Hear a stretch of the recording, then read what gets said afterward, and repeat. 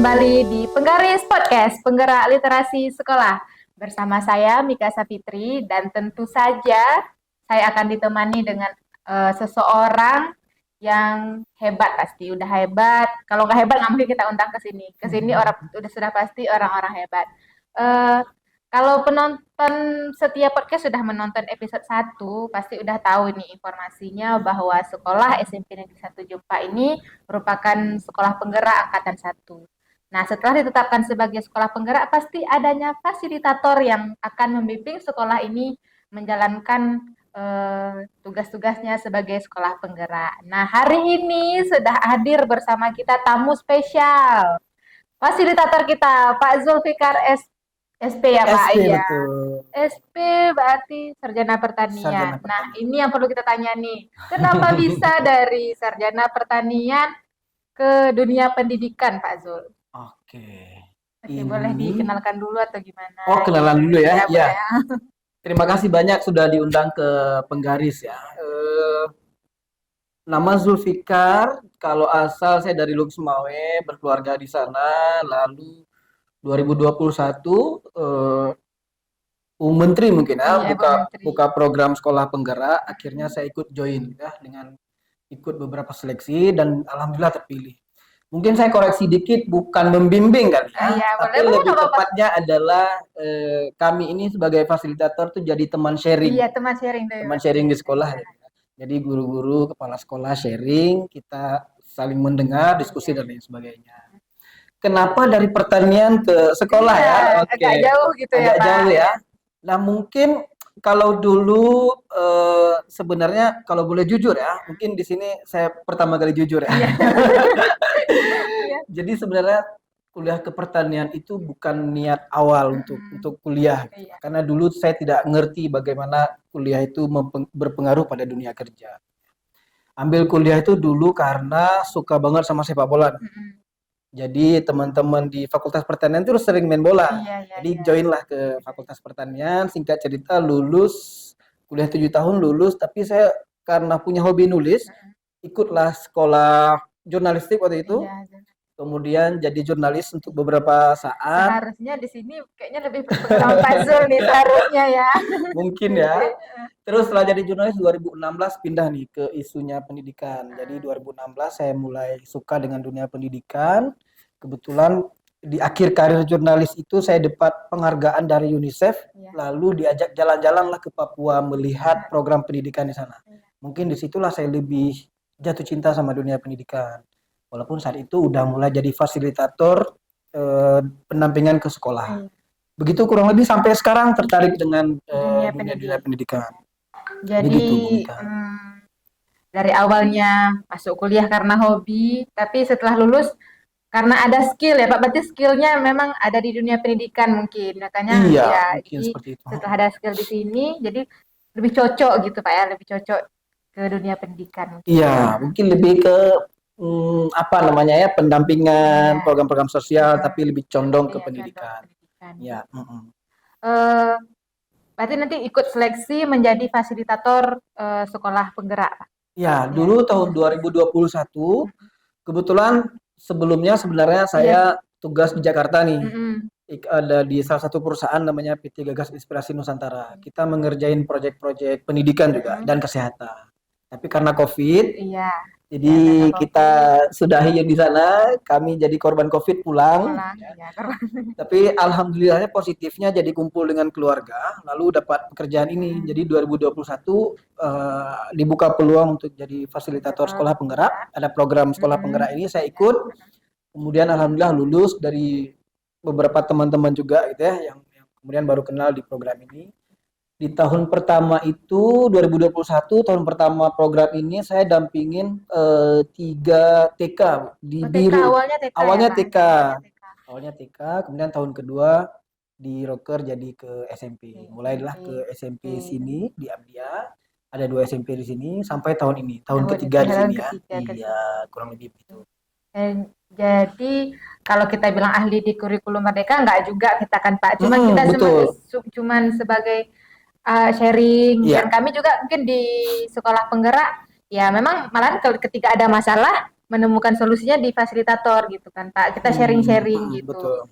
Nah, kita mau tanya nih Pak, maksudnya menurut Bapak masalah pembelajaran yang berdiferensiasi gitu, Oke. yang memang sekarang lagi booming ya, karena di tahun ini kan semua sekolah harus IKM kan Pak. Betul. Jadi mungkin banyak sekolah-sekolah lain yang datang ke sekolah penggerak menanyakan tentang bagaimana sih berdiferensiasi itu gitu Pak. Oke, nah, jadi sebenarnya ini menarik ya. Di Iya, awal kita dikasih banyak jajaran iya. apa namanya kebijakan kebijakan Merdeka Belajar. Iya, Gitu ya. Merdeka Belajar. Sekolah Penggerak ini kalau saya tidak salah itu di episode ke-7 ya. Kemudian episode keberapa itu ada kurikulum Merdeka sama dengan PMM. Iya, PMM. Nah, di kurikulum Merdeka ini mungkin beberapa orang menganggap apa namanya ya, masa berubah terus kurikulum gitu ya. Iya. K13 belum selesai, ada yang anggap seperti itu, Iya. tapi udah kurikulum Merdeka. Padahal udah 10 tahun berlalu kan, Pak? Betul. Sebenarnya mungkin dibilang berubah total tidak, Iya. ya. Hanya kalau kami menyebutnya mungkin lebih ke menuju kesempurnaan, Iya, ya. kita masih Mencoba untuk mencari. lebih sempurna gitu ya. Nah, salah satu yang sangat ditekankan adalah pembelajaran berdiferensiasi di KUMER atau di kurikulum Merdeka ini. Pembelajaran berdiferensiasi ini, nah uniknya kalau di awal kita kalau Bumika pasti masih ingat lah ya dengan 3 model belajar siswa gitu ya, ada audio, visual, dan kinestetik gitu ya. Tapi akhir-akhir ini sebenarnya mungkin setelah teman-teman di kementerian ataupun konsultan pendidikan dan lain sebagainya melihat program apa namanya pembelajaran berdiferensiasi ini, itu guru-guru mengajar siswanya itu sesuai dengan capaian belajarnya siswa. Nah, contoh gini, Bu. Misal katakanlah bahasa Inggris ya, pelajaran bahasa Inggris. Kalau siswanya itu masih belum bisa katakanlah menyebut ABCD dengan benar gitu ya, itu kita harapannya siswa yang belum bisa menyebut ABCD dengan benar itu tidak diajarkan dulu reading atau writing gitu ya. Dasarnya belum bisa. Jadi selesaikan dulu ini, baru kemudian maju. Nah itu yang diharap di kurikulum Merdeka, mengajari anak-anak sesuai dengan capaian pembelajaran. Makanya mungkin ada asesmen dan lain sebagainya gitu ya. Lalu dalam proses pembelajaran itu tadi diharapkan tiga-tiga tertampung. Kalau ada anak yang lebih suka menonton atau visual gitu ya, ditampung gaya belajar. Yang audio kata kasih. Betul ya, ditampung cara mereka menangkap pembelajaran. Tetapi tidak perlu dipisahkan gitu ya. Kalaupun dikelompokkan, tetap dikelompokkan tidak ini anak visual, ini anak kinestetik, enggak seperti itu ya, tetap di random gitu ya. Paling cara mengajarnya aja. Kalau mungkin Bumika pernah lihat guru sekarang yang bawa sound system gitu ya. Itu Pak, itu populer viral ya di satu platform ini digital ya, malah viral di salah satu platform media sosial gitu ya. Kemudian apa namanya? Pembelajaran yang ketika di kelas itu guru-guru juga harus menampung anak-anak yang kinestetik gitu ya. Jadi kalau cuma bawa sound system ya untuk anak-anak yang audio atau visual gitu kan. Nah, anak kinestetik ini bagaimana? Apakah belajar? Apakah harus bawa alat olahraga? Tidak juga. Jadi tidak harus bawa sound system juga, tidak harus bawa alat olahraga juga. Yang penting cara dalam pembelajarannya itu misalnya gini. Katakanlah mata pelajaran IPA gitu ya. Anak-anak yang model menangkap pembelajarannya dengan audio misalnya. Mungkin dengan penyampaian gurunya sudah cukup. Ya, guru menyampaikan herbivora itu apa, karnivora itu apa gitu ya. Dengan penjelasan. Tapi anak-anak yang visual itu butuh ditunjukkan. Mana contoh hewan herbivora, mana contoh hewan karnivora, itu butuh ditunjukkan. Tidak harus difokus. Entah itu dibawa pada bentuk koran juga boleh ditunjukkan. Atau siswanya berinovasi cari sendiri menggambar itu juga boleh gitu kan.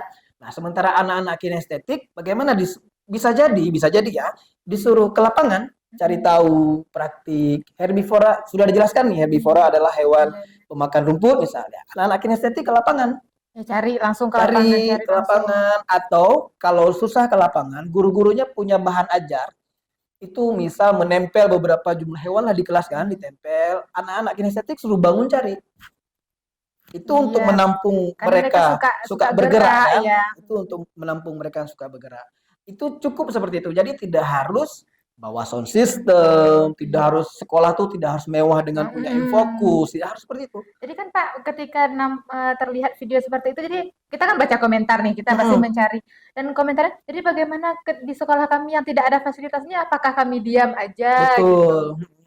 Nah itu tadi pembelajaran harus dilihat ya prosesnya. Makanya ada salah satu apa namanya KOSP ya di awal itu sekolah tuh harus punya asesmen kondisi sekolah seperti Iya. apa, kondisi muridnya seperti apa, guru-gurunya juga seperti apa. Itu harus dilakukan. Jadi tidak harus punya sound system, tidak harus punya infokus. Iya. Nanti harus mewah. Gimana sekolah-sekolah yang di pedesaan Iya, gitu yang kan, yang muridnya iya, sedikit, kemudian tidak fasilitasnya tidak iya semelengkap itu, tidak benar. selengkap itu. Dari apa namanya daripada beli sound system mending beli papan tulis kan Iya. gitu.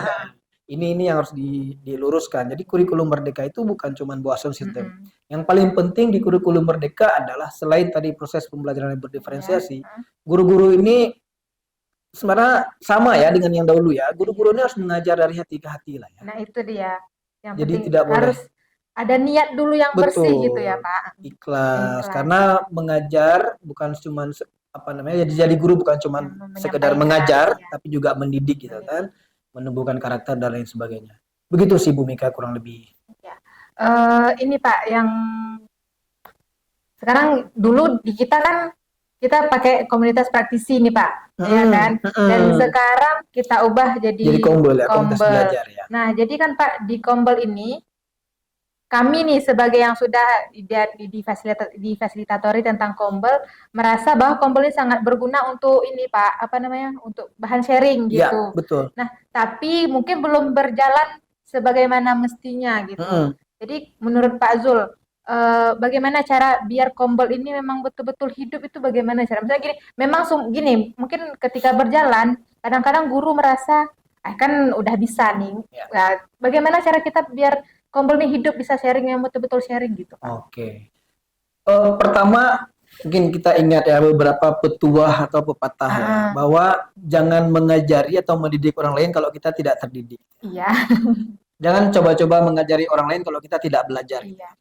Makanya ada pepatah bahwa guru itu juga tetap harus belajar, jadi pembelajar sepanjang hayat. Ya. Tidak hanya siswa yang diajari untuk jadi pembelajar sepanjang hayat, tapi guru juga harus belajar. Belum tentu sudah jadi guru udah hebat gitu, betul, jadi harus belajar lagi. Betul. Nah, Kombel itu difasilitasi salah satunya untuk itu. Gurunya tetap mau belajar, gurunya tetap belajar. Apa yang kurang, kemudian dicoba untuk koreksi, dicoba untuk ditingkatkan sama-sama.